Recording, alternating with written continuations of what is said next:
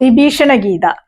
രാമരാവണ യുദ്ധത്തിൽ രാവണൻ യുദ്ധരഥത്തിൽ സവാരി ചെയ്യുന്നു. കവചങ്ങളാൽ നന്നായി സംരക്ഷിതമാണ് അയാളുടെ ശരീരം. അത്യാധുനിക ആയുധങ്ങളൊക്കെ സജ്ജീകരിച്ചിട്ടുണ്ട്. അതേ സമയത്ത് ശ്രീരാമന് തന്റെ വില്ലൊഴികെ ഒരു വില്ല് മാത്രമേ ഉണ്ടായുള്ളൂ. രഥമോ കവചമോ ചെരുപ്പോ ഒന്നും ഉണ്ടായിരുന്നില്ല. എതിരാളികൾ തമ്മിലുള്ള ഈ വൈരുദ്ധ്യം കണ്ടപ്പോ വിഭീഷണൻ ശ്രീരാമന്റെ സുരക്ഷിതത്വത്തെയും വിജയത്തെയും കുറിച്ച് വളരെയധികം ഉത്കണ്ഠപ്പെടുകയാണ്. അങ്ങേയറ്റം സ്നേഹത്തോടെ വാത്സല്യത്തോടു കൂടിയിട്ട് അദ്ദേഹം തന്റെ സംശയം ശ്രീരാമനോട് പ്രകടിപ്പിക്കുകയാണ്. പ്രഭു, രാവണന് മഹാരഥവും ആയുധങ്ങളും സൈന്യമൊക്കെ ഉണ്ടല്ലോ. അങ്ങേക്കാണെങ്കിൽ രഥമോ കവചമോ പടച്ചട്ടയോ ഒന്നും കാണുന്നില്ല. എങ്ങനെ വിജയം നേടും? അതിനുള്ള ശ്രീരാമന്റെ മറുപടിയാണ് വിഭീഷണ ഗീത. ഇവിടെ ശ്രീരാമൻ പറയുന്നത് യഥാർത്ഥ വിജയരഥത്തെ കുറിച്ചാണ്.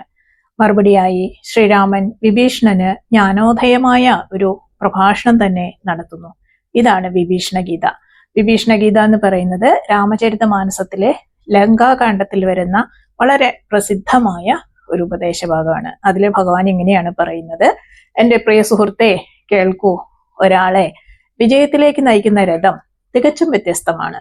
ജീവിതത്തിന്റെ എല്ലാ സാഹചര്യങ്ങളിലും ശാശ്വത വിജയം നൽകുന്ന ധർമ്മരഥം, ധർമ്മത്തിന്റെ അല്ലെങ്കിൽ നീതിയുടെ രഥം, ആ രഥത്തെ കുറിച്ച് ഭഗവാൻ ചൂണ്ടിക്കാണിക്കുന്നു. ആ രഥത്തിന്റെ ചക്രങ്ങൾ ശൗര്യവും ധൈര്യവുമാണ്.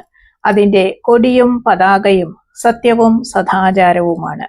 തുടർന്ന് ശ്രീരാമൻ വിജയരഥത്തിന്റെ ഓരോ ഭാഗവും വിവരിച്ചു കൊടുക്കുകയാണ്. ശൗര്യം എന്ന് പറയുന്നത് രഥത്തിന്റെ ചക്രമാണ്. ധൈര്യം രണ്ടാമത്തെ ചക്രമാണ്. സത്യം പതാകയാണ്.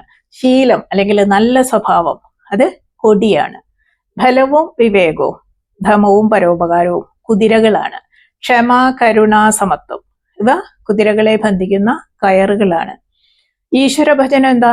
സാരഥിയാണ്. വൈരാഗ്യോ പരിച, സന്തോഷോ വാള്, ദാനം പരശു, ബുദ്ധി ശക്തി, വിജ്ഞാനം വില്ല്, ശമം യമം നിയമം ഇവയൊക്കെ എന്താ?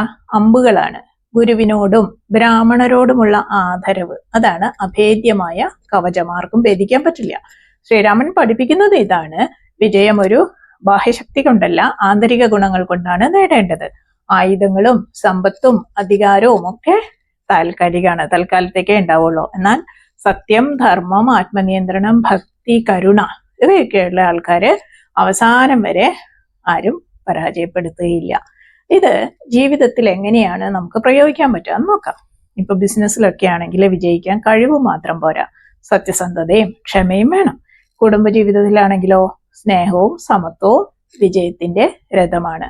ആത്മീയ ജീവിതത്തിൽ ഈശ്വരഭക്തിയും ഗുരുഭക്തിയും യഥാർത്ഥ സംരക്ഷണമാണ്.